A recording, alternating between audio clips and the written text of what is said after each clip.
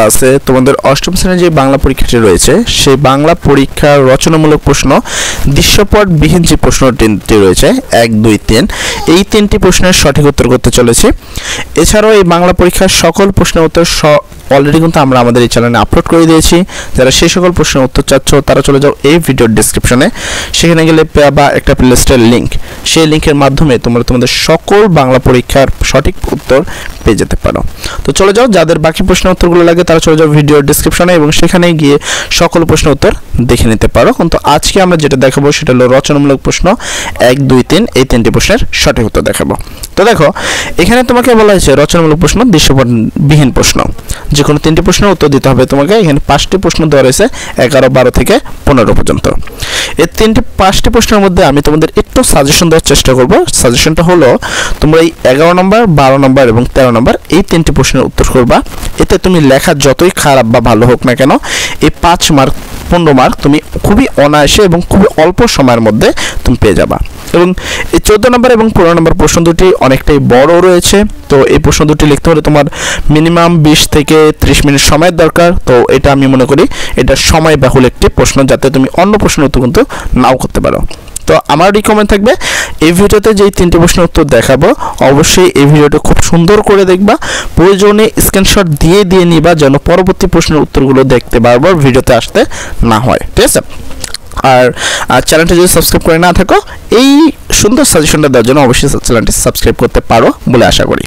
তো দেখো 11 নম্বর প্রশ্ন বলেছে নিচের শব্দগুচ্ছ থেকে সমাসসাধিত 5টি শব্দ খুঁজে বের করো এবং ব্যাস বাক্য লিখো। এখান থেকে 5টা বাক্য খুঁজতে হবে, যেখানে তোমার মোটামুটি 8টা বাক্য রয়েছে, এর মধ্যে 5টা খুঁজে সেখান থেকে ব্যাস বাক্য আবার দেখাতে হবে। 12 নম্বর প্রশ্ন বলছে নিচের বাক্যগুলোতে কোন ধরনের শব্দদ্বিত্ব ব্যবহৃত হয়েছে তা কারণ সহ লিখো। এখানে এই শব্দগুলো দেখতে পাচ্ছ, এর মধ্যে কোনগুলো শব্দদ্বিত্ব সেটার কারণ সহ তোমাকে লিখতে হবে। যেমন এখানে রয়েছে ছমছম, এখানে চিকচিক, এরকম ডাবল আর কি শব্দ যেটা সেগুলো শব্দদ্বিত্ব। তারপর 13 নম্বর প্রশ্ন হলো নিচের শব্দগুলোকে বানান শুদ্ধ করে লিখো। এই যে প্রশ্নগুলো রয়েছে এইগুলোকে তোমাকে বানান শুদ্ধ করে লিখতে হবে। তো যদি এখানে দেখো সবগুলোর কথা বলছে, আমার মনে হয় না যে এগুলো নিচের সবগুলো হবে, এখানে 5টা হওয়ার কথা ছিল। দেখ প্রশ্ন যেহেতু সবগুলো বলছে তো আমরা এখানে 3টি প্রশ্নের উত্তরে দেখে নিব। তো চলো এই 3টি প্রশ্নের উত্তরে দেখে নেওয়া যাক। এখানে আমরা লিখে দিলাম যে উত্তরে আমরা লিখবো প্রদত্ত শব্দ এবং এখানে লিখবো ব্যাস বাক্য। এটাকে অনেকে ছক্কা লিখতে পারো বা এইভাবে লিখলেও অনেকটা খারাপ হবে না। প্রথম শব্দ হলো বিজয় পতাকা, আর ব্যাস বাক্য হলো বিজয় নির্দেশক পতাকা।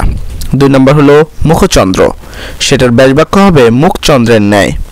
3 নম্বর প্রশ্ন হলো কানাকানি, সেক্ষেত্রে প্রশ্ন উত্তর হবে কানে কানে যে কথা। 4 নম্বর প্রশ্ন হবে চিরসুখী, সেক্ষেত্রে প্রশ্ন উত্তর হবে চিরকাল ব্যাপিয়া সুখী।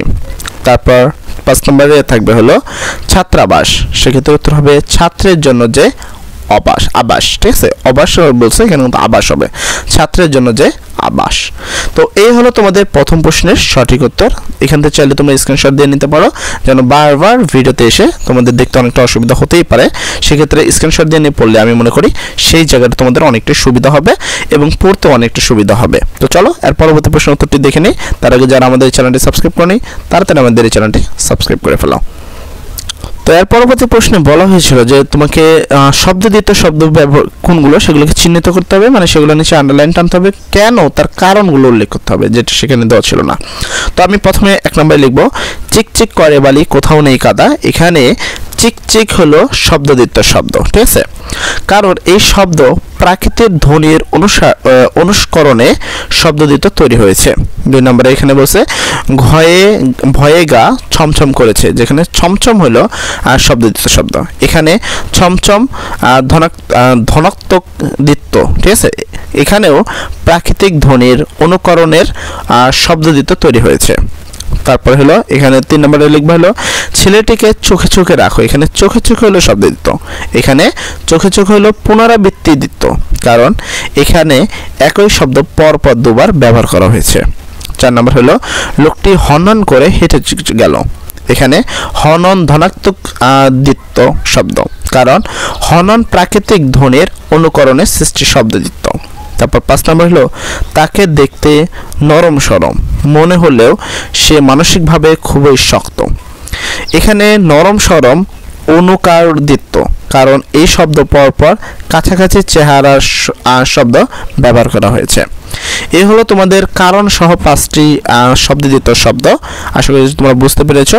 এবং চলো এর পরবর্তী এবং সর্বশেষ 3 নম্বর প্রশ্নের উত্তরটি দেখে নেব। তার আগে যারা আমাদের চ্যানেলটি সাবস্ক্রাইব করতে ভুলে গেছো তারা অতি তাড়াতাড়ি আমাদের চ্যানেলটি সাবস্ক্রাইব করে দাও এবং পরবর্তী প্রশ্নের উত্তরটি দেখে নেওয়া যাক। আর পরবর্তীতে তোমাদের বলা হয়েছিল যে এইগুলোকে শুদ্ধ উচ্চ বানানে লিখতে হবে। সেক্ষেত্রে আকাঙ্ক্ষার শুদ্ধ বানান হবে সরিয়া কয়কার কা উময় যুক্ত খ আকার, ঠিক আছে। প্রতিযোগিতার শুদ্ধ বানান হবে পয়শিকার পয়রফলা তয়শিকাতি যৌ ওকার গয়শিকার গি তয়কাত্তা।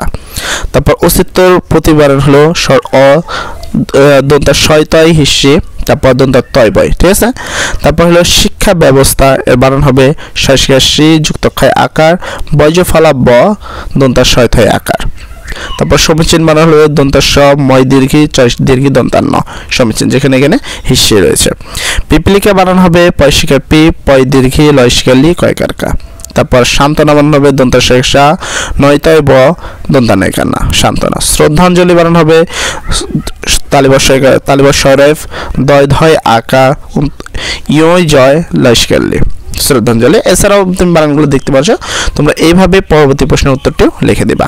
এই ছিল তোমাদের 3টি প্রশ্ন, রচনামূলক 3টি প্রশ্ন। আশা করি তোমরা 3টা প্রশ্ন অনেক সুন্দর বুঝতে পেরেছো। যদি বুঝতে পারো তাহলে অবশ্যই এই ভিডিওতে একটি লাইক করে দিবা এবং তোমাদের বাকি সকল প্রশ্নের উত্তর পেতে চলে যাও এই ভিডিও ডেসক্রিপশনে। সেখানে গেলে তোমরা একটা প্লে স্টোর লিঙ্ক পেয়ে যাবা। সেই লিঙ্কে ক্লিক করে তোমরা তোমাদের সকল প্রশ্নের সঠিক উত্তর কিন্তু পেয়ে যাবা। এছাড়াও যারা আমাদের চ্যানেলে নতুন এসেছো এবং চ্যানেলটি সাবস্ক্রাইব করতে ভুলে গেছো তারা অবশ্যই চ্যানেলটি সাবস্ক্রাইব করে আমাদের পাশে থাকবা। এবং সর্বোপরি কথা, আমরা আগামী বছর থেকে সায়েন্সের সকল ক্লাস সর্বপ্রথম থেকে আপলোড দেওয়া শুরু করব এবং যদি কোনো প্রবলেম হয় তাহলে আমরা হোয়াইট বোর্ডে বোঝানো শুরু করব। তো সেক্ষেত্রে অবশ্যই চ্যানেলটি সাবস্ক্রাইব করে আমাদের পাশে থাকার জন্য অনুরোধ রইল। সবাই ভালো থাকো, সবার পরীক্ষা যেন ভালো হোক, সবার জন্য দোয়া করি। সবাই ভালো করে পরীক্ষা দিও। আসসালামু আলাইকুম।